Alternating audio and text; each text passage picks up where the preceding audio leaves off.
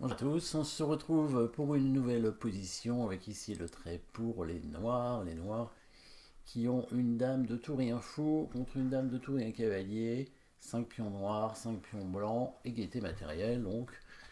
Mais les pièces noires en direction du roi, hein, on voit les pièces lourdes, hein, la dame, les deux tours, et même le fou hein, qui est bien placé en direction du roi aussi, la tour qui est ici passée devant son pion pour venir attaquer. La dame bien placée, la tour aussi, les pièces blanches qui sont un petit peu loin de la protection du roi. Il y a quand même cette tour qui est là pour défendre un cavalier, mais la dame en B5 qui semble un peu éloignée de l'endroit où est protégé le roi. Et donc on va créer évidemment des menaces de maths. Il y a des échecs hein, dans cette position, donc le fou qui pourrait donner échec, ou éventuellement la dame qui pourrait donner échec en F4 aussi. Mais ici, hein, dame F4 donc. Mais pour l'instant, le roi bouge simplement en H1 et pas de mat derrière. Enfin, pas d'autre échec en tout cas forcé pour l'instant. Fou G1 pourrait avoir l'intérêt d'attirer le roi en fait sur la colonne de la tour hein, pour éventuellement prendre le pion. Mais ce serait tout de même pas une menace de mat derrière, hein, puisqu'il y a la tour blanche ici qui protège. Donc ici, ça va bien être un coup qui menace mat, hein, une menace de mat. En quelques coups d'ailleurs, ce ne sera pas une menace de mat en un coup, mais il y en a des menaces de mat en un coup. Hein. Par exemple, la dame qui peut venir en F2 pour menacer mat, mais évidemment elle est prise tout de suite par la tour. Mais on ne sait jamais, ça aurait pu être un bon coup, mais ça n'en est pas un évidemment. Donc, qu'est-ce qu'on peut faire comme menace de mat éventuellement? Eh ben, peut-être une destruction de la chaîne de pions devant le roi, parce que on a quand même pas mal de pièces pour attaquer. Et donc, on pourrait éventuellement essayer de casser. Alors, il y a tour prend G2, hein, qui est un autre échec que j'avais oublié, effectivement. Mais il y a la tour qui prend, ou le roi, plutôt la tour.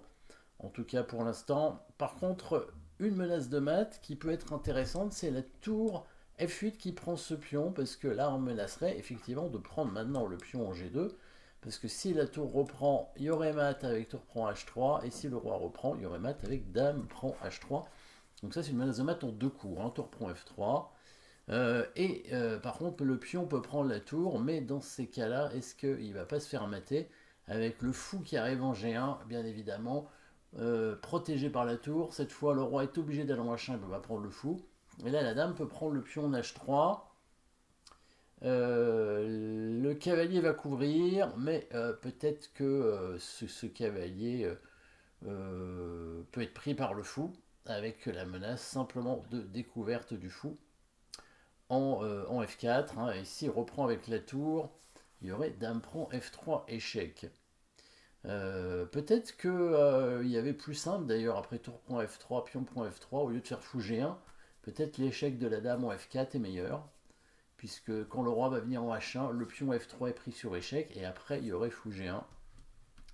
Donc il y a peut-être plusieurs solutions. Hein. S'il prend la tour, effectivement, on pourrait faire fou G1 échec, mais ça a l'air d'être plus simple. Hein. Dame F4, dame prend F3. Bah, il y a même un maton un coup. Alors, plutôt, au lieu de faire maton deux coups, on va faire maton un coup. C'est mieux, hein, évidemment. Tour G1, c'est plus simple. Après, dame prend F3, évidemment, ça mate aussi. Hein. Dame prend F3 et fou G1. Mais bon, autant mater plus vite, évidemment. Et l'autre variante que je disais, c'était fou G1 tout de suite, mais c'est plus compliqué quand même. Dame prend H3, cavalier H2, fou prend H2. Il y a la menace de découverte, mais il y a peut-être la dame qui revient en F1. Et on va être obligé peut-être de gagner la dame seulement, et c'est pas encore complètement évident. Hein. Donc évidemment, hein, l'autre variante est largement mieux. Et s'il prend pas la tour, qu'est-ce qu'il peut faire? Alors la menace, donc du coup, c'est, comme on a dit, tour prend G2 échec, suivi de soit tour prend, soit dame prend mat, évidemment. Et il n'y a pas beaucoup de défense. Peut-être la dame qui peut venir en D7 pour protéger le pion H3 avec donc la dame. Mais cette fois, on pourrait certainement faire échec avec la dame en F4 à nouveau. Hein. Bien sûr, tout simplement. Voilà, attaquant le cavalier. Donc s'il fait roi H1, bien sûr, il y a tour prend F1 qui va mater très vite, hein, puisque le roi sera obligé de revenir, et puis on fait tout simplement Dame G1 mat. Et si il vient en poussant le pion en G3, bah là on peut faire tour F2, échec. S'il prend, on prend sur échec et on mate, voilà.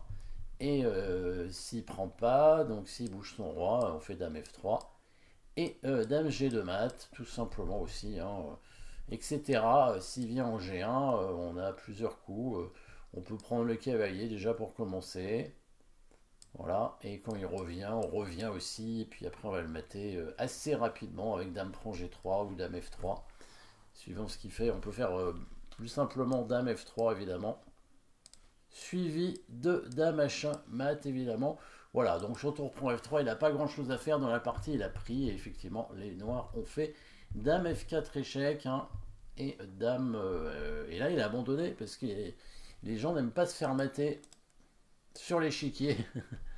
C'est toujours compliqué de se faire mater sur l'échiquier, surtout quand on voit que c'est mat. Quand on voit pas, évidemment, on n'a pas le choix, mais quand on voit, bah, en général, les gens préfèrent abandonner, ils vont jusqu'au bout et ils abandonnent à l'avant-dernier coup, enfin au dernier coup, juste avant de se faire mater. C'est souvent ce qui arrive. Merci d'avoir suivi cette position. N'oubliez pas de vous abonner et à très bientôt.